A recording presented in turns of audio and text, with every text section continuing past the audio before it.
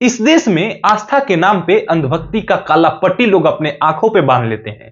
आसाराम बापू 6 महीने के लिए पेरोल पे बाहर आया तो लोग फूल बरसाकर उसका स्वागत करने लगे और उसके आने की खुशी में दिवाली मनाने लगे। वाह भाई वाह वाह। आप लोग जरा इस विक्टिम को सुनिए। और मेरा यौन शोषण हुआ है, मुझसे मारा पीटा भी गया है, वो मैंने पूरी डिटेल एफआईआर में दे दी है।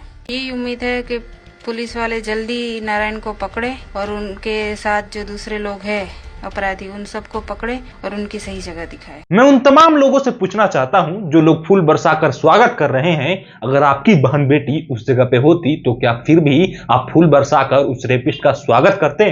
कमेंट में बताइए। और हम बढ़ते हैं अपने अगले खबर पे। दोस्तों, दिल्ली में एक ही भाई 500 तक पहुंच गया है और वहां सांस लेने में बहुत ज्यादा परेशानी हो रहा है लोगों को। लोग अपने बच्चों के स्वास्थ्य के लिए, अपने अच्छे स्वास्थ्य के लिए शांतिपूर्वक से दिल्ली में प्रोटेस्ट करने के लिए निकल गए, जिसमें बच्चे भी शामिल हुए। जिसके बाद दिल्ली पुलिस उन तमाम लोगों को जो वहां पे प्रोटेस्ट कर रहे थे स्वच्छ हवा के लिए और जिसमें बच्चे भी शामिल थे, उन सबको हिरासत में लेने लगी, सबको वहां से खदेड़ने लगी। और यहां तक कि जो बच्चे वहां पे शांतिपूर्वक से प्रोटेस्ट कर रहे थे, बोर्ड लेकर खड़ा थे, उनको भी हिरासत में लेने लगी।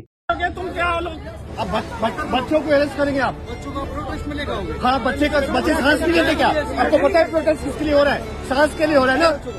आप छोटे से बच्चे को एक child is taken away saying that इसका प्रोटेस्ट का राइट नहीं है, इसको सांस लेने का राइट है नहीं है, वो कैसे आप अलग करोगे? This is what is happening. This is exactly small children. बच्चे को arrest किया जा रहा है. Children are protesting. मतलब भाई ये चल क्या रहा है? एक तो लोग अच्छे से वहां पे सांस नहीं ले पा रहे हैं, जिसके चलते शांतिपूर्वक प्रोटेस्ट कर रहे हैं, तो आप लोग बच्चों को भी हिरासत में ले रहे हैं। ये बताता है कि आपका सिस्टम कितना ज्यादा फेलियर है। चलिए दोस्तों, इसी के साथ बढ़ते हैं अपने अगली खबर पे। पटना के म्यूजियम की चर्चा बिहार और देश भर में नहीं, इंटरनेशनल लेवल पे हो रही है। ये सुनिए। I will tell you one thing which I will always remember. Bihar has the best museum of India. The Bihar Museum in Patna is the most state-of-the-art museum in India.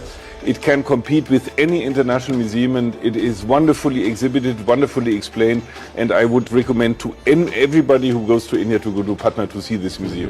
अब जो लोग हमेशा बिहार का मजाक उड़ाते हैं और बिहार को हमेशा एज अ मीम रिप्रेजेंट करते हैं, उनके लिए बरनौल है, ये यूज कीजिए। और हम बढ़ते हैं अपने अगले खबर पे। वोट सिर्फ बीजेपी चुराती है। अगर आपको भी ऐसा लगता है तो जनाब आप गलत हैं, वोट आरजेडी भी चुराती है। ये देखिए।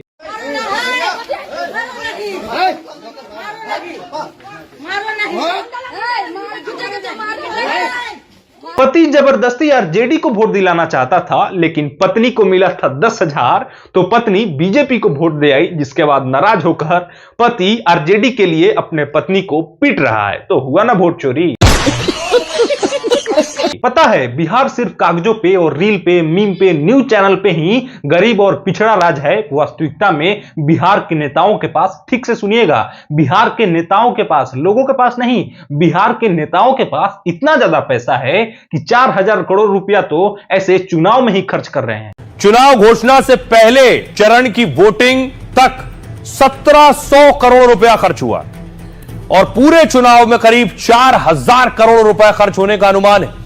अब सोचिए ना जरा, इस 4,000 करोड़ से बिहार के स्कूल का व्यवस्था सुधर सकता था, अच्छे रोड और पुल बन सकते थे, IT park, food processing unit, मतलब तमाम ऐसे अच्छे चीज हो सकते थे, लेकिन बिहार के चुनाव के प्रचार प्रसार में ही इतना ज्यादा रुपया खर्च हो गया। दोस्तों, मनीष कश्यप के चुनाव के प्रचार प्रसार के दौरान उनको दूध से नहलाया गया उनके समर्थक द्वारा।